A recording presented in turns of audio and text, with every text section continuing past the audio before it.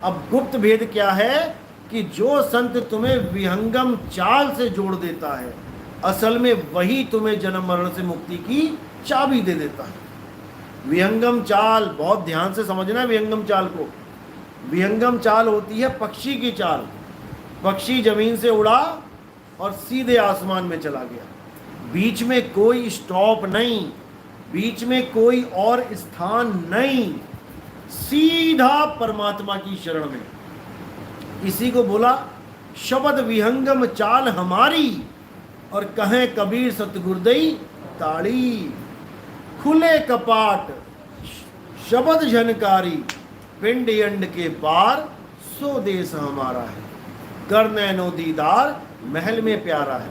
यानी पिंड अंड के पार, सीधे विहंगम चाल से पिंड अंड के पार पहुंचना है।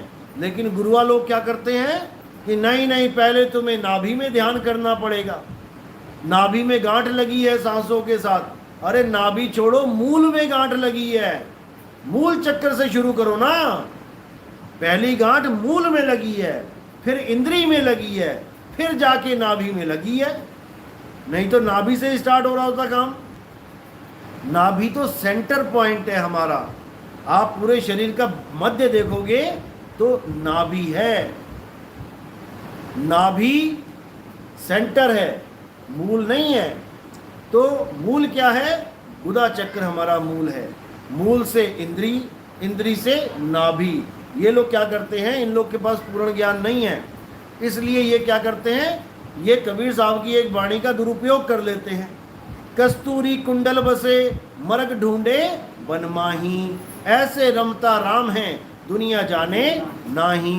तो ये लोग क्या करते हैं, ये नाभि में जो कस्तूरी है हिरण के, वो आदमी के ढूंढने लग जाते हैं।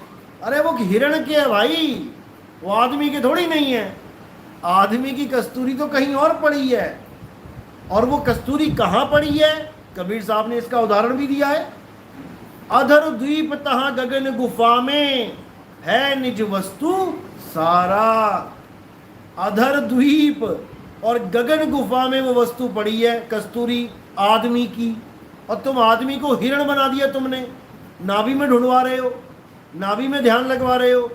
जो नाभि में ध्यान लगवाते हैं उनको नाभि में ही आनंद मिलने लग जाता है, और वो किसकी जून में चले जाते हैं, किसके वंशज हो जाते हैं, रावण के।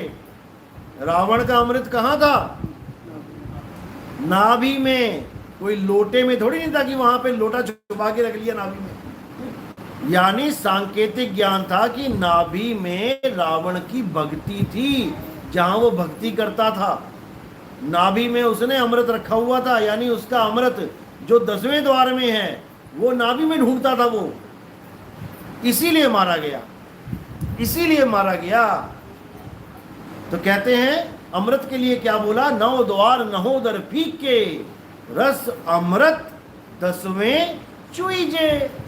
कि 9 द्वार नहोदर फीके, रस अमृत 10वें चुईजे। अब ये लोग नाभि को 10वां द्वार बता देते हैं कि नाभि ही 10वां द्वार है, जबकि नाभि 10वां द्वार नहीं है। नाभि है 12वां द्वार, जिसके द्वारा बच्चे को सारा खाना पीना मिलता है। जब आप गर्भ में थे तब यही नाभि से आपका कनेक्शन जोड़ रखा था।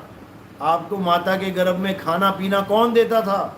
9 महीने तुम पल गए बिना मुंह से कुछ खाए, कुछ नहीं खाया तुमने 9 महीना, फिर भी जीवित रहे। तो कहाँ से मिल रहा है? नाभि से। और जैसे ही बाहर आते हो नाभि से कनेक्शन काट दिया जाता है।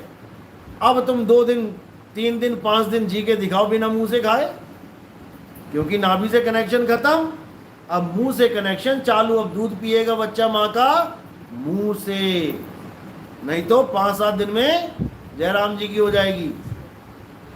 तो इसी को समझना है, यही मूल ज्ञान है। आपने इस काया में ध्यान नहीं रखना कहीं भी।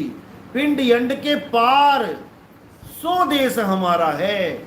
तो इस काया से पार सूरत को रखना है, देह से परे विदेह में सूरत को रखना है। ये देही ज्ञान बताने वाले 36 बैठे हैं यहाँ पे, लेकिन कबीर साहब ने एक ही लाइन में सबको किनारे किया। देही ज्ञान सब जगत बखाने, विदेही ज्ञान कोई बिरला जाने। ध्यान विदे और नाम विदेहा, 2 लख पावे मिटे संदेहा।